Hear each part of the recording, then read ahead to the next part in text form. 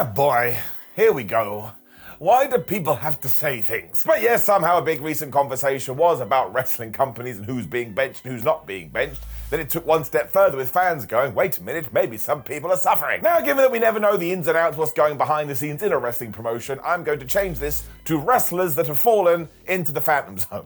That way, hopefully we can just tread carefully. But I am Simon Miller, and sure, here are some sports entertainees that we don't really know where they are. Number 9, Omos. Now, I really like Omos. I have been able to chat to him a couple of times on a human-to-human level, although not an eye-to-eye level, because he's massive, and he's just a super good guy, and that is more important than any of this. It's also been such a weird year for the 7+ foot man, because he got sent to Japan, where he had a really fun tag team in Noah with Jack Morris, when he got called back to WWE, and everyone thought, oh, they've seen something in this, and he's going to be used again. And as I stand here, we still have not seen him. Now, most assumed the reason he had gotten a call to come back to the United States of America is because he would be involved in the WrestleMania Battle Royal, but he just wasn't. And I actually do think the last time he did walk out onto television was during the 2024 Andre the Giant Memorial Battle Royal. So what the flub is happening? But at the very least, he should be brought in as a special attraction here and there. Because if you needed somebody that had to get squashed and almost walked out, no matter you're a hardcore fan or whether you're a casual fan, we would all go, yep, that makes perfect sense, I get it. So I guess it's one of those we'll just have to wait and see, but it is an oddity. Like, again, even if he only wrestled 4 matches a year, I think it would probably work. Number 8, Briny Reese. In late 2023, Briny Reese did indeed make a somewhat surprise debut in the then NXT Women's Breakout Tournament. And I remember this, because when they told us her name's Briny Reese, I was like, man, all these NXT names are starting to sound so similar, and I can't tell any of them apart when I read it down on paper. I kind of need to call one of them like Roxel Bandana. Don't know where that came from, but it would work. Throughout 2024, she also had plenty of matches with notable names like Wendy Chu and Sol Ruka and Kalani James, and admittedly she did lose all of those, but at least she was being featured. The real joy though was her upbeat personality and upbeat character, because she was a bit like, ah shucks, I'll get him next time, and let's face it, it was perfectly designed for NXT. The issue is, from this point, she kind of came, and then she went, and then she had a random match against Izzy Dame or Zarya, then all of a sudden popped up at TNA fighting Ash by Elegance, but in terms of consistency, well, it wasn't there. Now it kind of feels like Reese may have found a brand new home in Evolve, and I do understand this. If the powers that be are still seeing her as a developmental talent, you don't want to give her too much too soon, but at the same time you don't want to feature her and then take her away again, because it just creates a little bit of a messy situation. I mean, massively you don't want to get lost in the shuffle, especially because the turnaround at NXT is pretty high, so I'm just going to keep my fingers crossed this one does work out. I quite like it. Number 7, Shinsuke Nakamura. Benched is not the right word here, but used in a very specific way definitely is. I do understand why the chat heads in that direction though, because when Shinsuke did win that United States Championship in late 2024, we were all like, wait a minute, what is going on? And then he lost it before he vanished from TV again. So I really don't even know what the point of that was, and these days, Nakamura is the dude you bring in to take the pin. I remember all those Money in the Bank qualifier matches. Who was the third guy who had to take the 1, 2, 3? Well, it was Shinsuke Nakamura. If you didn't work that out already, you're not listening. The thing is, though, he does have this mad legacy. And also, if he is happy being used this way, and he's not got a problem with it, well, I kind of go shrug emoji, good for him. So sure, it's fair to say that his WWE ride from day one has been a little bit strange. But if you need a reminder, go back and watch all those things he did in New Japan. That bro was basically killing himself. So if he has had a little bit of a holiday under the WWE banner and nobody actually cares, then I say more power to the man. His body probably really hurt. At the same time, sure, it's been very, very bizarre. Number 6, Carly Bright. So I think this one is more of a work in progress situation where we gave Carly Bright some exposure and then we reeled her back in a little bit so she didn't get overexposed, which is a silly thing for me to say. But this goes back to what we were just talking about. You can't do this too much, it gets confused. This meant when Bright did first show up on the NXT Level Up show, that was just a joy. Fans were like, oh, I'm a little bit interested. I mean, the cheerleader turned wrestler was doing this back in January 2024, and she did kind of feel like a personality that would be leading the charge when the brand new recruits got brought into NXT, because as we've already talked about, the turnaround is quite high. The thing is, though, from that point, we didn't do much with her. I mean, she was in that tag team with Kendall Gray for a little bit, but that petered out too. I mean, currently we are at 43 matches over the last 2 years, which I suppose could tie into a bigger conversation we need to have about pro wrestling. The death of house shows also means getting experience when you are brand new is super hard. It also definitely triggered the whole conversation about WWE's developmental system, but now we are starting to sound like a broken record. Can you introduce someone and then put them back behind the scenes without the fans getting a little bit like, I don't know what's going on here? I mean, answers on a postcard or drop them in the comment below. I do get that as well because out of sight, out of mind is huge in the world of pro wrestling. So this one is most definitely a wait and see. I hope we don't drop the ball and we give her a proper opportunity, because there's definitely something there. Number 5, Pete Dunn and Tyler Bate. So this one most definitely needs a caveat. As soon as Tyler Bate did return during WWE's European tour, tag team partner Pete Dunn had some proper fun, exciting, important news. He was going to be a dad again. Now let's just get this out of the way right away. It is awesome that wrestlers are now allowed to go home and enjoy their parenthood as opposed to being on the road the very next day.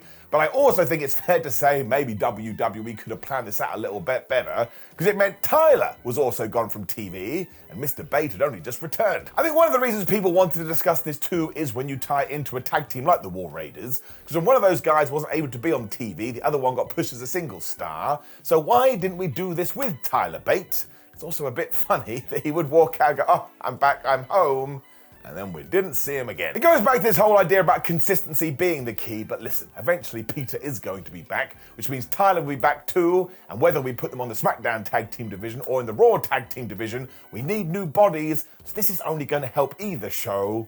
I guess we just need to be a little bit patient, but in the meantime, if Tyler Bate could have some singles matches, that would be good. Number 4, Edris and Oopie and Malik Blade. So this one is a little bit strange before we do get into the nitty gritty, but at one point these two were an absolute breakout tag team in the NXT scene, and I think most of us are like, yep, they'll be called up to the main roster soon. It also reminded you about the best thing when it comes to NXT, which is seeing people improve in front of your eyes, when 2023 and 2024 were not kind to either of these guys, because they both went and got injured. And Oopie especially really hurt his shoulder to the point he needed surgery, and as far as we do know, he got the green light in February 2025, but then it was Blade who was dealing with pain. He'd hurt his knee. It just means that if NXT management only wants to portray them as a tag team, the other guy has to wait for the other guy, then that guy has to wait for the other guy, and yes, we'll talk about the War Raiders again. You could put one of these on the screen as a singles competitor, but it's kind of harder in NXT because it seems like there are specific plans and specific focuses. So once again, it all comes down to momentum, and I really hope these guys can be 100% healthy at the same time.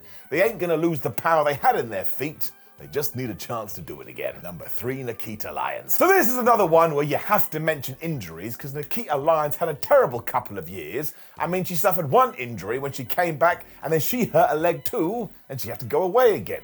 Can you imagine how hard that is mentally? Sometimes we need to think about the human side. That's why I don't think the word benched is the right word, because you have to give her some time. But yes, I'll hold my hands up and say, ever since she has returned, it does kind of feel like we're being a little bit more patient, because before the injury, she was being pushed like a megastar. I mean, maybe the NXT bigwigs are still trying to figure this out, because we did see Nikita on Evolve, and recently, she was even on TNA. Bless this woman, she managed to blow up the internet again. Her movements are so damn funny in the best way possible. I think Nikita Lions is great. It's why I don't want to get too carried away, because now it feels like we're in the phase 3 part of the phase. Shouldn't have said it like that. You know what I'm talking about. There is certainly more we can do here, but if somebody has just come back from 2 major injuries, we can be patient and we can slow down. I mean, for goodness sake, we don't want her to suffer a third. I do think all of this gets blown up because for some reason, Nikita takes some horrible shots from the online audience, but she keeps knocking them down, man. And I think this is one that's gonna come good. Number 2, the Wyatt Six. So this one is just weird. Now, yes, for most of 2024 and for 2025, it certainly sounded like Bo Dallas was injured, so everybody was right, listen, we want to make sure the group is a group, and we don't want them to appear on TV unless they're all together. We're just gonna hit pause for a little bit. The thing is, though, given that they are spooky wooky, surely they could have been involved in storylines. And look at somebody like Alexa Bliss. Everybody was saying, oh, she's gonna team up with the Wyatt Six, but now it kind of feels like she's gonna do something with Charlotte Flair. So let's use the word on the day. I think WWE has pivoted. I also don't understand why some of the members couldn't have been used elsewhere. I mean, take Nikki Cross. She is a super duper good worker. You could have thrown her into the women's division, and you even could have had her feud with Alexa. That would have made all the sense. And once again, I understand that WWE was always going to use them sparingly, but given the debut they had a year or so ago, you think we would have wanted to keep the momentum up. And now, if you started watching wrestling the last 6 months, you probably don't even know they exist. So it's certainly one to keep an eye on. I have absolutely no idea. I mean, they weren't taken off TV, again, because of injuries, so it doesn't feel like they are benched. But why is it taking so long? Especially because they are super duper whooper popular. This one is 2 + 2 = potato. I don't get it. Number 1, Kendall Gray. I mean, we mentioned her a few entries ago. Now we gotta get into it. Now, the cool thing about Kendall Gray is that she became a professional wrestler after being an awesome amateur one. And then in 2024, and so far 2025, well, we've not done much. Now, yes, as already touched upon, her debut did come down on NXT Level Up in March 2024 when she teamed with Carly Bright.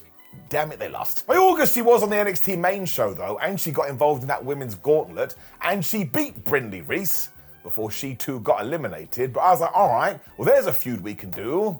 And we didn't. Now, WWE must have been keen because at the Great American Bash, she was taking on Jada Parker, and we know that WWE is high on Jada, so even though it was clear she was going to lose here, it felt like this could be a stepping off point too. Let's just say it again, it wasn't. And there was interference from Miles Bourne in that match, so you could make the argument she was being protected when she went back to teaming with Bright, and I do believe they beat Kel Armstrong and Danny Palmer. Then all of a sudden, she was moved to Evolve. So once again, it ties into getting more experience and getting it wherever you do care. But it's become such a roller coaster ride. If you are a fan, well, it's just a little bit hard to keep up. The good news is that she has shown a lot of potential, so hopefully we can get her fixated in a program soon. But listen, I scoured the internet, and this was the name that kept coming up. So now I've given you the goods.